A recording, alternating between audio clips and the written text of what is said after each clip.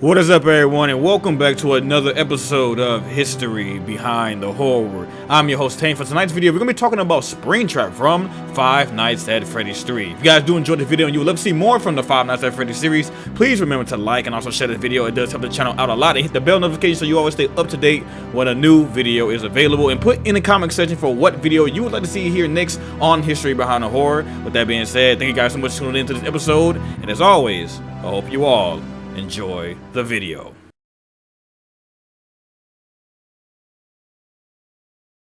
Physical appearance.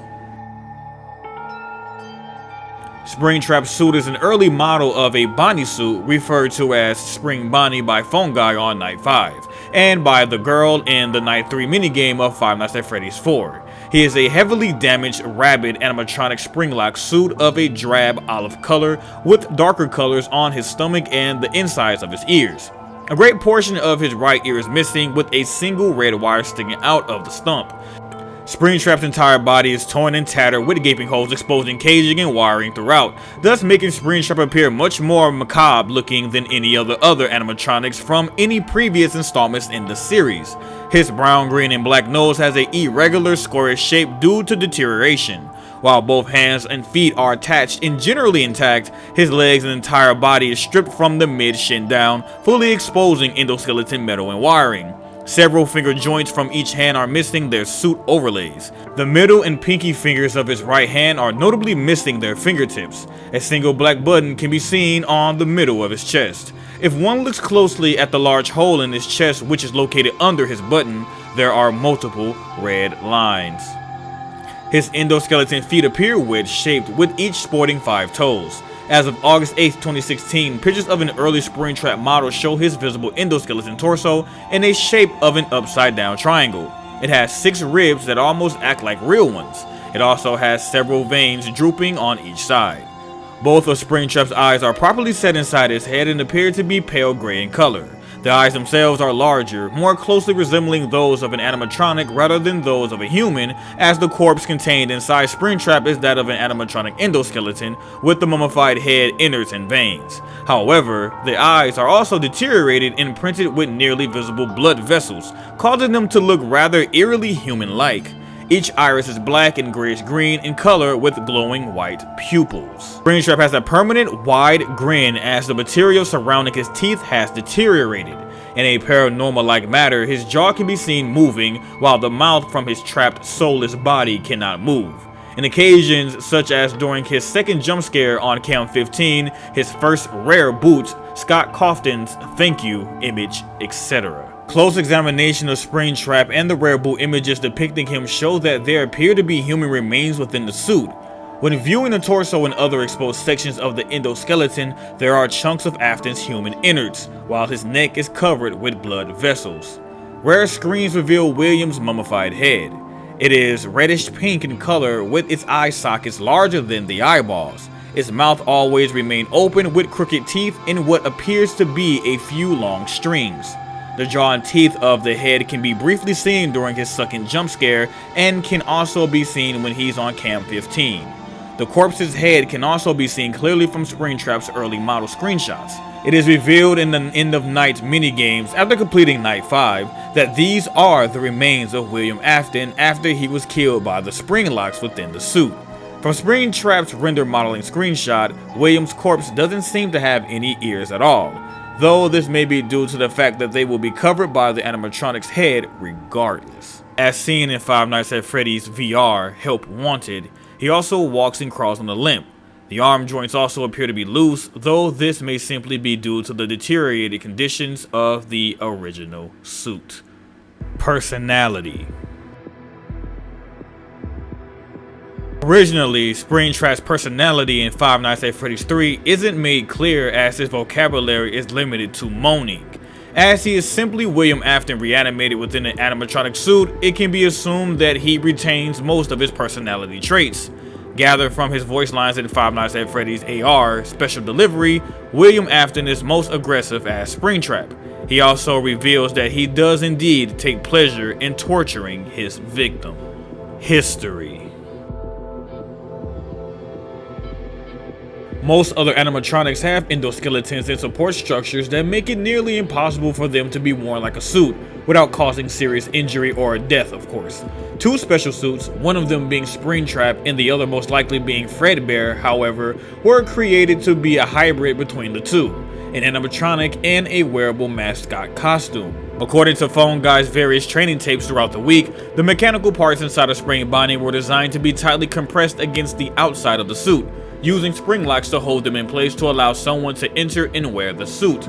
However, anyone in the suit would need to be very cautious, because if the spring locks ever malfunction, all of the compressed animatronic parts would quickly snap back into place, severely impaling and likely killing the person inside the suit. Spring Bonnie's spring locks were extremely faulty, to the point that breathing on them instantly made them malfunction, thus making it extremely dangerous to wear, leading SpringTrap to be put away in the safe room, in which all customers and most employees were not allowed to enter. This is most likely how SpringTrap earned his name, trapping the user inside of itself because of faulty springs. The entrances to the previously mentioned rooms were later covered up with fake walls, thus making these rooms non-existent to unsuspecting customers and employees. When William Afton returned to the restaurant to dismantle the animatronics, he awoke the ghosts of the 5 children he murdered. Terrified by the spirits, William ran into the safe room where Spring Bonnie was placed for storage. He wore the suit to hide from the ghost, and the trick appeared to have worked at first, causing him to stand up suddenly and laugh at the ghost while inside the Spring Bonnie suit. However, the previously mentioned faulty mechanisms within Spring Bonnie malfunctioned, causing William to be crushed and sliced by the endoskeleton and gears, thus killing him. Phone Guy's tapes also foreshadow this. He explains that the person wearing the costume must not get moisture on the spring locks or make sudden movements to decrease the chance of injury. Afton broke these rules. He made sudden movements by jumping into the suit and failed to notice the rainwater seeping into the building and onto the spring locks. On top of that, he was laughing at the spirits, thinking his plan had succeeded. This resulted in the locks becoming loose by moisture, causing his brutal death. 30 years later, Fazbear's Fright, the horror attraction, was opened as a homage to the missing children incident and other incidents that made Freddy Fazbear's Pizza infamous for being haunted. Employees found SpringTrap in one of the safe rooms and reused him for the attraction. It was initially unknown what happened to SpringTrap when Fazbear's Fright burned down, though it was mentioned that anything that survived the fire was auctioned off and sold.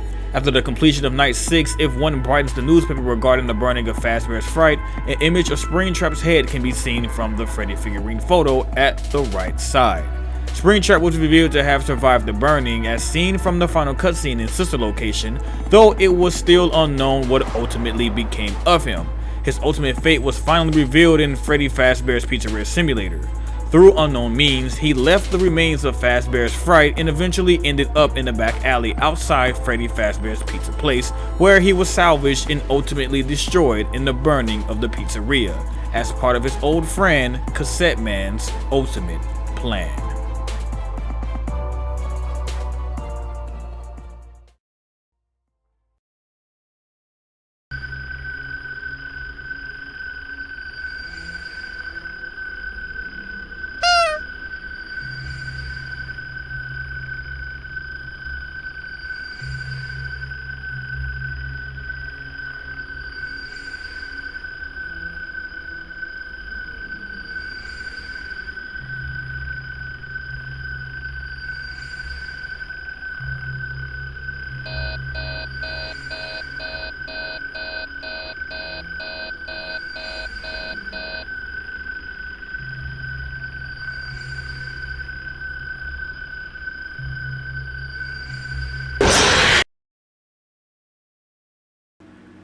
And that ends yet another episode of History Behind the Horror. If you enjoyed yourself here tonight and you would love to see more here on HBTH, please remember to like this video and also share it. It does help this channel out a lot, and hit the bell notification so you always stay up to date when a new video is released. And make sure you subscribe if you haven't already, because we got some new things coming up very soon that I'm sure you wouldn't want to miss. And also remember to take the opportunity to ask what you would like to see on the next episode of HBTH by going into the comment section and telling me what you would like to see. And make sure you follow me on Twitter, link will be in the description, if you want to get an answer from me about any questions that you may have as soon as possible.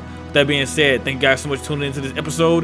And as always, if you're not too scared, I will see you on the next episode of History Behind the Horror.